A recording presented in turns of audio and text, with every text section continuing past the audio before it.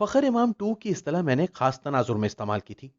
جولائی 1977 سے 1985 کے غیر جماعتی انتخابات تک پہنچتے ہوئے جنرل ضیاء وطن عزیز میں کن فیکون جیسی اختیارات کے حامل متصور ہوتے تھے۔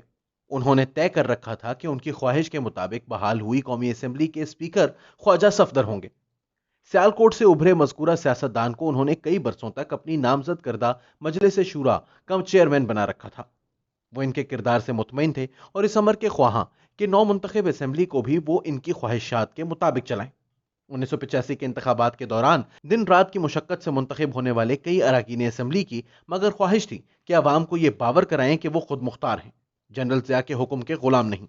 اس سوچ کی بدولت خواجہ صفدر مرحوم کو شکست سے دوچار کرنے کی خواہش ابھری۔ خواجہ صفدر مرحوم کے 1960 کی دہائی سے مقامی سیاست کے تناظر میں نمایاں ترین حریف تصور ہوتے چودھری انور عزیز نے اس خواہش کو عملی صورت دینے میں کلیدی کردار ادا کیا۔ سیاسی مبصرین کی اکثریت کا اصرار تھا کہ جنرل ضیاء کے نامزد کردہ اسپیکر کو شکست دینا ناممکن ہے۔ فخر امام نے خواجہ صاحب کو شکست دیتے ہوئے ان سب کو حیران کر دیا۔ 3 مارچ 2021 کے دن یوسف رضا گیلانی کے ہاتھوں ڈاکٹر حفیظ شیخ کی شکست میری دانست میں ویسا ہی ایک واقعہ تھی۔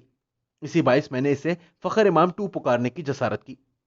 مذکورہ اصطلاح کو استعمال کرتے ہوئے ایک لمحے کو بھی مجھے یہ گمان نہیں گزرا تھا کہ خواجہ صفدر کے مقابلے میں فخر امام کا انتخاب انقلاب فرانس جیسا تاریخ ساز واقعہ تھا۔ یوسف رضا گیلانی کی کامیابی بھی اسی تناظر میں محض حیران کن ہے۔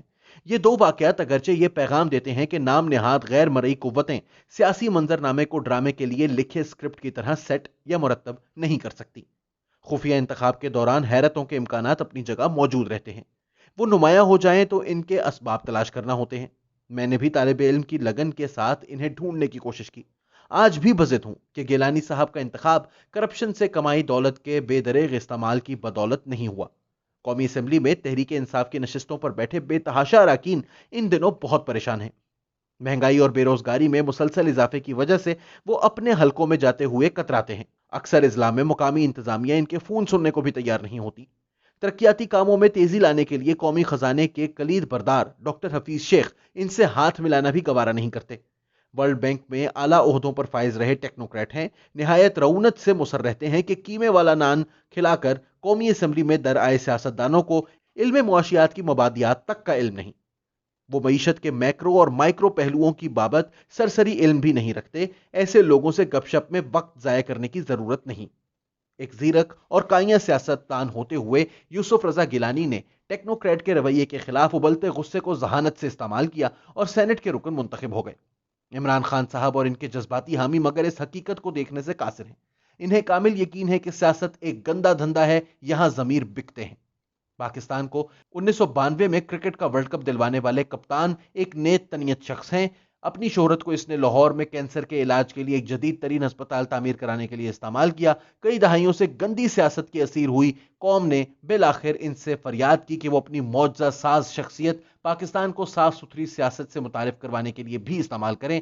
پرویز خٹک اور جہانگیر ترین جیسے تجربہ کار مگر نیک نام سیاستدانوں کی بھرپور معاونت سے انہوں نے انتخابی سیاست کے ذریعے اقتدار تک پہنچنے کی راہ دریافت کر لی۔ اگست 2018 سے وزارت عظمیٰ کے منصب پر فائز ہیں۔ گزشتہ کئی برسوں سے تاہم قومی دولت کو لوٹنے والے انہیں اس منصب پر ٹکنے نہیں دے رہے۔ پی ڈی ایم نامی اتحاد میں جمع ہو گئے۔ چوروں اور لٹیروں پر مبنی یہ اتحاد جب عوامی پذیرائی کے حصول میں ناکام رہا تو افتخار چودھری کے سپریم کورٹ کے ہاتھوں توہین عدالت کے الزام میں فارغ ہوئے ایک سابق وزیر اعظم کو ڈاکٹر حفیظ شیخ جیسے ذہین و فطین ماہر معیشت کے مقابلے میں کھڑا کر دیا۔ تحریک انصاف کی صفوں میں سے بکاؤ لوگوں کو خرید کر گیلانی کو منتخب کروا لیا گیا۔ ارادے اب یہ باندھے جا رہے ہیں کہ موصوف کو سینٹ کا چیئرمین بھی منتخب کروا لیا جائے۔ ایوان بالا کو جبکہ گزشتہ 3 برسوں سے بلوچستان سے ابھرے صادق سنجرانی احسن انداز میں چلا رہے تھے۔ سنجرانی صاحب کو وفاق کی سطح پر جو شہرت اور نیک نامی نصیب ہوئی ہے، اس نے بلوچستان کے احساس محرومی کے ازالے کا بندوبست بھی کر دیا۔ اس صوبے میں متحرک علیحدگی پسند اب منہ چھپاتے پھر رہے ہیں۔ بلوچ نوجوانوں کو پیغام ملا ہے کہ وہ اپنی تعلیم پر توجہ دیں، پاکستان سے محبت کریں، وہ صاف ستھری سیاست میں دل و جان سے حصہ لیں تو ایک دن سنجرانی صاحب جیسا مقام و مرتبہ بھی حاصل کر لیں گے۔ عمران خان صاحب اور ان کے حامیوں کو دکھ یہ لاحق ہے کہ سازشی اور بدعنوان سیاستدان یوسف رضا گیلانی جیسے کرپٹ ترین شخص کو سنجرانی صاحب جیسے محب وطن کے مقابلے میں سینٹ کا چیئرمین بنواتے ہوئے غداری کے مرتکب ہو رہے ہیں۔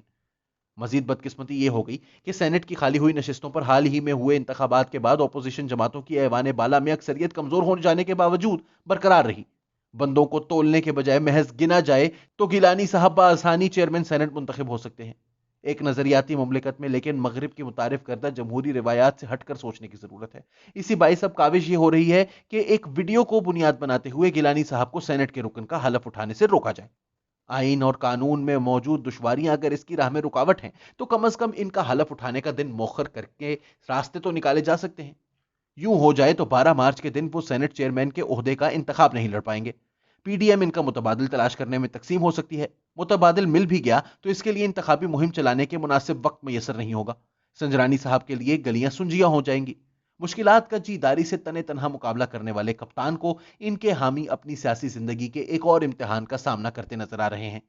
मुझ जैसे कलम फरोश लिफाफे मगर इस इम्तिहान के इखलाकी पहलू को अभी तक नजरअंदाज किए हुए हैं। रब का सद शुक्र के सोशल मीडिया ईजाद हो चुका है। वतन अजीज में साफ सुथरी सियासत के ख्वाहां हक गो अफराद इस पर इमरान खान साहब की हिमायत में एक ट्रेंड चलाएंगे और बिल आखिर सादिक संजरानी कामयाब और कामरान हो जाएंगे।